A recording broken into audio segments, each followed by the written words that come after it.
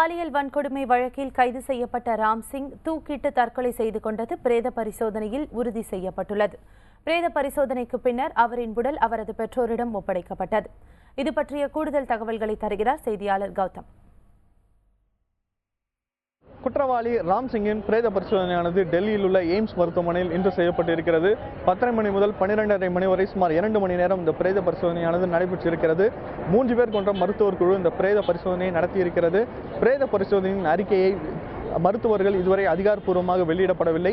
எனினும் அவர்கள் தங்களுடைய அறிக்கையை இந்த தொடர்பான விசாரணையை நடத்தி வரும் மேஜிஸ்ட்ரேட்டிடம் விரைவில் அளிக்க இருக்கிறார்கள். ஏற்கனவே இந்த ராம்சிங்கின் மரணம் தொடர்பாக எவ்வாறு இது நடந்தது என்பது தொடர்பாக விசாரிப்பதற்கு மேஜிஸ்ட்ரேட் அளவிலான விசாரணைக்கு உத்தரவிடப்பட்டிருக்கிறது. அவரிடம் இந்த அறிக்கை வெளியிடப்பட இருக்கிறது.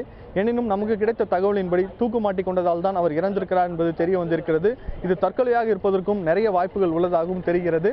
எனினும் இது குறித்து கருத்து தெரிவித்துள்ள அவர்கள் தரப்பு வழக்கறிஞர் ராம்சிங்கின் தரப்பு வழக்கறிஞர் ராம்சிங்கின் வலது கன்னத்திலும் கழுத்திலும் தோள்பட்டையிலும் பல்வேறு காயங்கள் இருந்ததை தாங்கள் பார்த்ததாகவும் இது தற்கொலை இல்லை, இது ஒரு கொலை என்றும் திரும்ப வலியுறுத்தி வருகிறார்கள்.